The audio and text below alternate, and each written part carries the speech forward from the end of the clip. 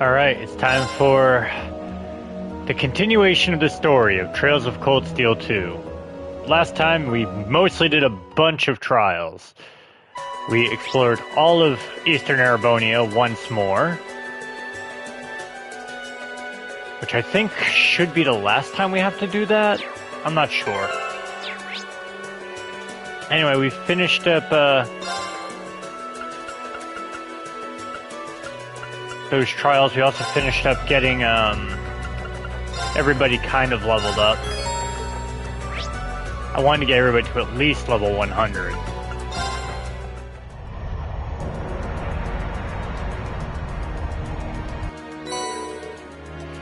So we delivered the Zemirian ore crystals to George. Alright, looks like you've got a pretty hefty amount. This should be good enough to make a top-rate Tachi for Valimar. Really? Once this is done, I'll finally be able to fight Crow on equal terms. Yeah, if we manage to finish it. It's going to be significantly more difficult than reinforcing Valimar's existing sword ever was. Remember, we're making an entirely new weapon from scratch. I'm not sure we can manage by ourselves. I might even have to ask the professor for help. So it's finally time for Professor Schmidt to come into play. Yep, we got enough Zemirian ore from the workwood now, so I don't see why he would turn us down. Although, I can't say I'm all that excited to have him on board. Oh well, I better start getting what we need to get ready. Pardon me for asking, but why wouldn't you want to have him on board? Well, as you no doubt figured out from when you last met him, he's, not easy to work with. And if his workspace isn't absolutely perfect, he'll throw a tantrum like you've never seen. He's unbelievable. Feels less like you're working with a renowned professor and more like babysitting a temperamental child. I see. They do say geniuses are often eccentric. Anyway, I'll call the Institute as soon as I've finished sorting his work area out. You don't mind helping me out some more, right? Alright, before we talk to George, let me just remember, did we...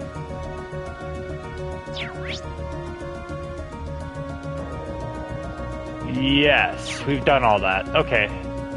We're good. So we're going to continue. If his workspace isn't absolutely perfect, he'll throw a tantrum like you've never seen. So let's make sure we're good here first.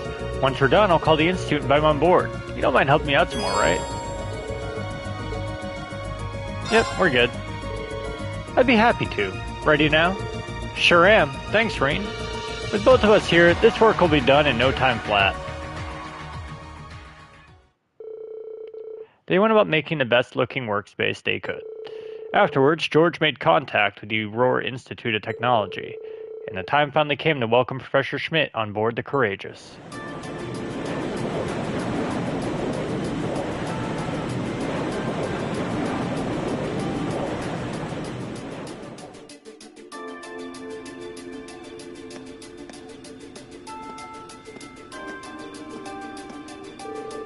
Bah! Not quite up to my standards, but being that we're limited in our options inside the ship, this will have to do. Can't compare to the facilities in the Institute, but you made the best of what you had, I suppose. Thanks, I guess. So there it is. I didn't expect you to obtain any Zemirian ore at all, much less this much of it. Where exactly did you find it? Class 7 obtained it from overcoming some very challenging trials. Come on, it's what you asked for, so you'll help us, right? That doesn't answer my question in the slightest, I'll have you know. Then again, the answer changes little. I'm a man of my word. You did what you were asked, so I'll draft you the finest blueprints the world has ever seen. Still, a project like this is not without its series of trial and error. Your assistance will be crucial, George. Just don't get in the way of my work. Right, anything you say. Well... So that's the famous Professor G. Schmidt. He's as much of a cranky old fart as everyone says he is. He and George seem to work really well together, though, don't they? Well, if I recall, they were once master and student. He's got one of those dashing good looks, but his personality leaves a lot to desired. It doesn't take much to impress you, does it? Working with the Zemirian ore is no doubt going to be a challenge, and they will need to find a way to use it to replicate the sharpness of Itachi. Still, with Professor Schmidt on board, I'm sure they'll manage. He's the finest engineer in the country, if nothing else. Yeah, we'll just have to keep out of their hair and let them do what they do best. Finally, work on Valamar's Tachi began. George and Professor Schmidt worked as quickly as they could, so Class 7 be ready for the time when the time for the final battle of Crow came. Wow, I cannot read tonight. And while they were working, the Courageous received a sudden and unexpected call.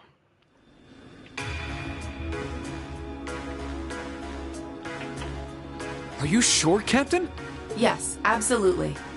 Several days ago, the Alliance moved their line of defense around the capital westward, which means that the east side of the capital, and in particular the area around Trista, are much more exposed than before. That could totally work in our favor. Lucky us. Yeah. It sounds like we might finally be able to achieve what we set out to do. We finally have a chance to wrestle the Academy from the Alliance's grasp. Guess the Alliance is so focused on trying to defend Heimdall, they don't have time to worry about Trista. We couldn't have asked for a better chance than this. I have some other news that may be of interest to you as well. The Noble Alliance forces are no longer the ones supervising Thor's military academy. Instead, they've assigned that task to the upper-class students, so the army can focus on defending the capital. Why the upper-class students? I imagine they were chosen so the Academy would technically still be under the control of the nobility.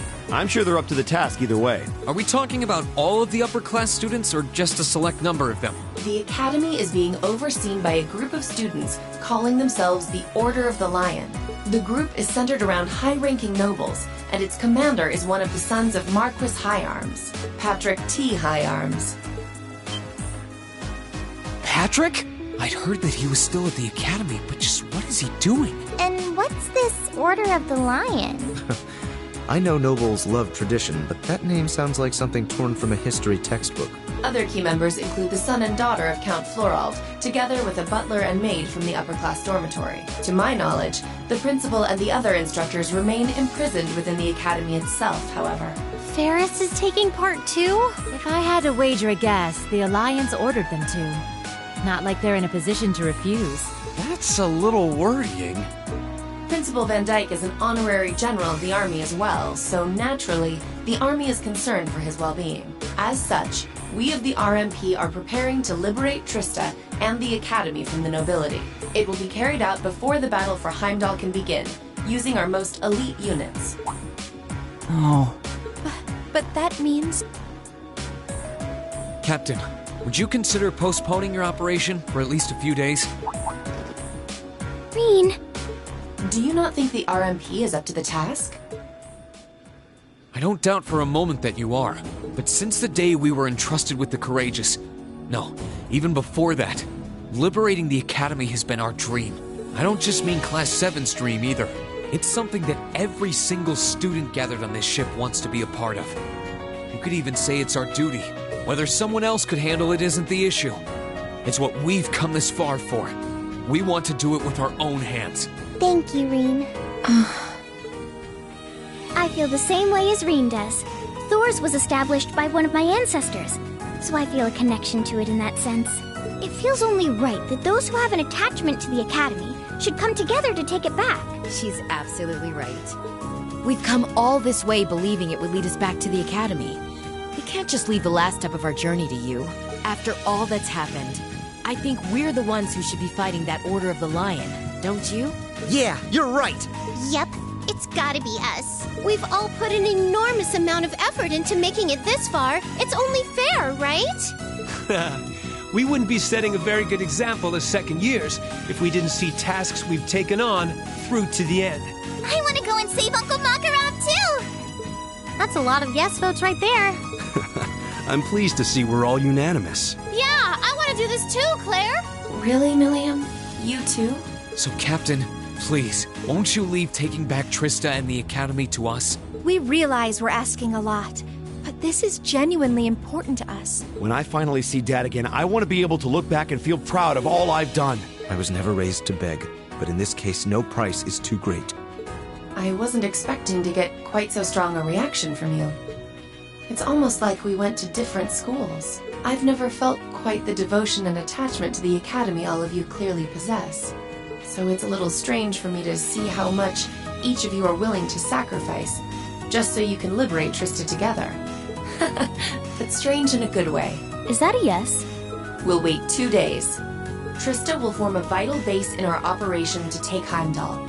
It needs to be liberated as soon as possible. I hope that will be enough time for you to achieve your dream of taking it back. Thank you, Captain. If you weren't with the RMP already, you'd make a hell of an actress, you know. You put on quite a show for someone who was gonna say yes all along. You didn't really miss a whole lot, Squash, I'll just be honest. Last night's stream, we primarily, just did a bunch of trials. Like, the first, 30 minutes of the last VOD is story, and then the last, 5 minutes of the, or last, 30 minutes of the last, stream was also story. Like, everything else in the middle was kind of just filler. Big thing that you missed was just the trials and the final boss of the trials.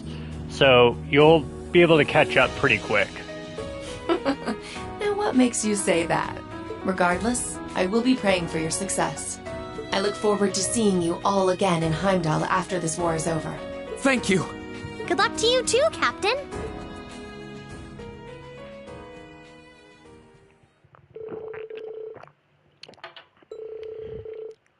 I'm also a little bit behind on doing the timestamps on the videos.